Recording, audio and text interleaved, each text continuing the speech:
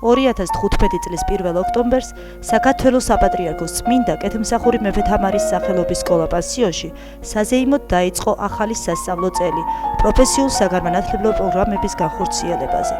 დილიდან გაივსო სკოლა-პანსიონის ეზო მიწვეული სტუმრებით და სტუდენტებით, რომლებიც სწავლას პროფესიულ საგანმანათლებლო პროგრამებზე გააგრძელებენ.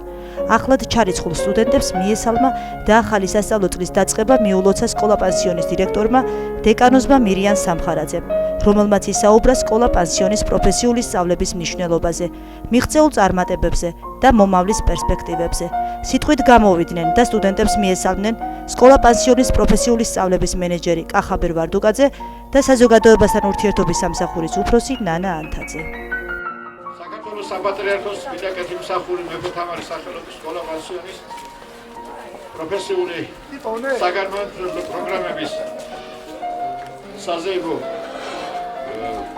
გახსნაზე, სადაც ახალ სასწავლო წელს სწავლებას შეუდგებიან 4 სპეციალობის სტუდენტები. ეს არის სისხლმკადრული დამუშავება, ფეხის ხელოსანი, მემინანქრე და ეროვნული დასასრულის მოდელირების სპეციალობა. ჩვენი სკოლა-პანსიონი, როგორც იცით, დახურდა 2011 წლის ივნისში და პირველი მიღება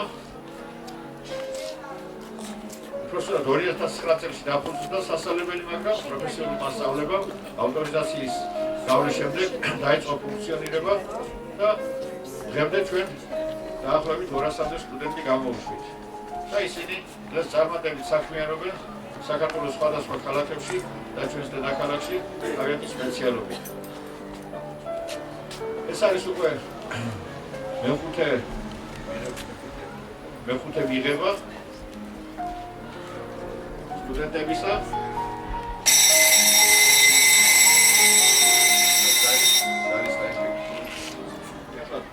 დღეისათვის 35 სტუდენტი, 56 მოსწავლე ირიცხება ჩვენთან, სულ არის 91. პირველ ცვლაში იქნებიან სტუდენტები, რომლებიც მიიღებენ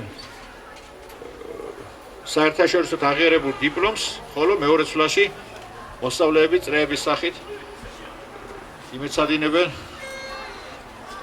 და შეიძენენ ამ სპეციალობებს.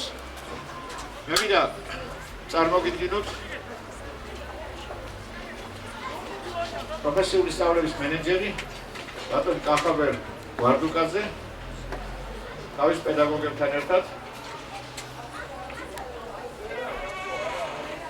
ესენი გახლავთ ხის დამუშავების პედაგოგი ბატონი გიალუღიშვილი, გახლავთ ამასთანავე სამხატვრო აკადემიის პედაგოგი, ასოცირებული პროფესორი და ამ საქმის ერთ-ერთი საუკეთესო სპეციალისტი. ამასთანავე წავიკითხე, რომ მსოფლიოს სახელმწიფოების პრეზიდენტების ნახევარი, ესე იგი მსოფლიოს პრეზიდენტების კაბინეტებს ამშვენებს მისი ნამუშევრები. აი ესე იგი. დიახ, შემდეგ იოსებ ზანგალაძე, მოგზაინთ იოსებ. აი მინანქრის სპეციალისტი გახლავთ.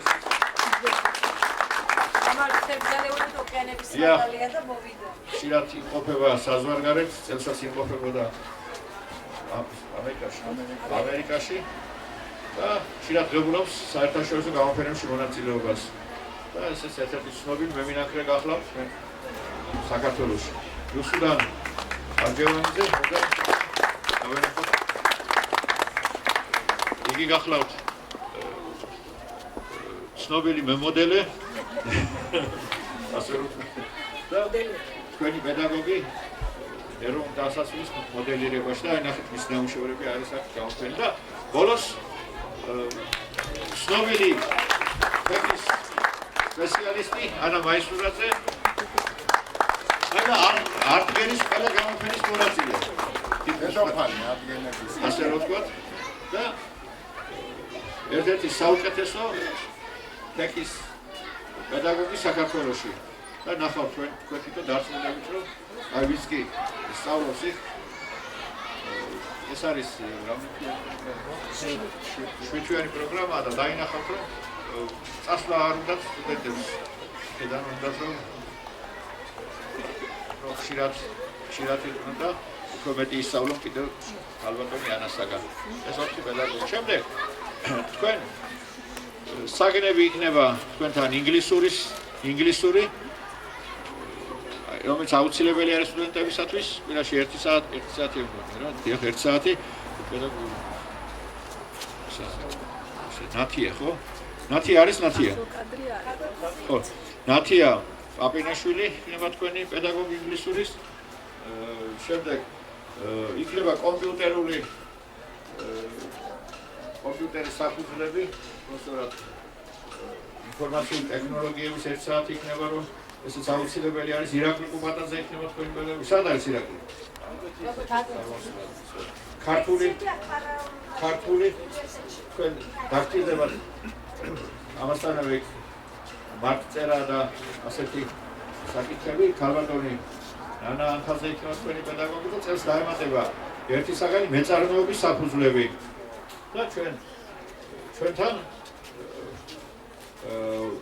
მოვიწვიეთ პედაგოგად უკვე შედგა შეთანხმება ჩვენ შორის და თქვენი პედაგოგი იქნება საქართველოს პარლამენტის წევრი მეწარმეობის საფუძვლებში საფინანსო საბიუჯეტო კომიტეტის თავმჯდომარის პირველი მოადგილე ბატონი ნოდარ ბანოიძე.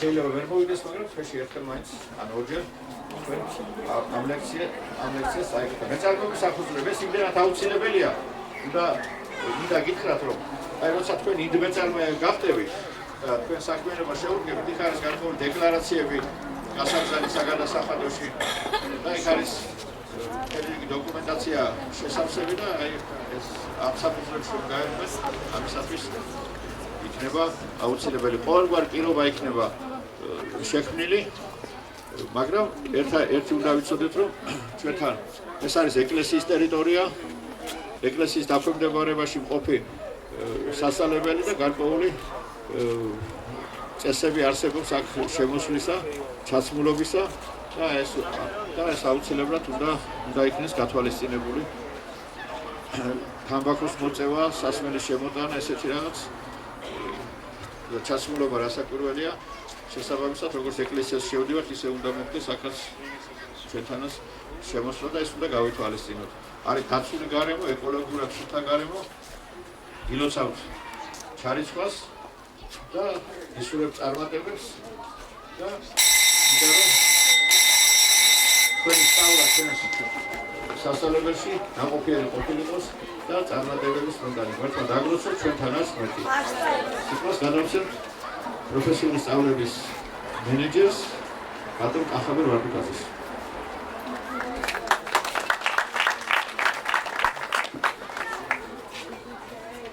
მე მოგესალმებით პირველ რიგში მეორე საუბრით არ შეგაწევთ მოგილოცავთ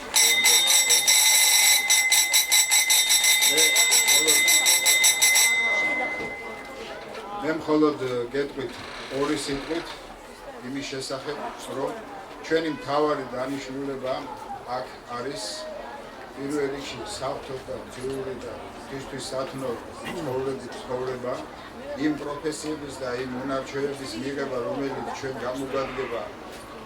გამოგადგება თქვენ პირად ცხოვრებაში თქვენ საქმიანობაში და ამით როგორც პატრიარქი ამბობს რომ ჩვენ უნდა მივახციოთ იმას რომ რაღაცა იყოს პრაქტიკული საქმიანობით პრაქტიკული სწავლებით ვთქვათ სამოსელი ისეთი სამოსელი შევქმნათ რომელიც იქნება ტრადიციული და თანაც თანამედროვე მე მოკლედ მოგილოცავ ჩემო ცირკასაკო დღევანდელ დღესასწაულს სწავლის დაწყებას და გეტყვით კიდევ ერთ რამეს იცოდეთ რომ ჩვენი უწმინდესის როცვა კურთხევით და მამა მერიანის ხელმძღვანელობით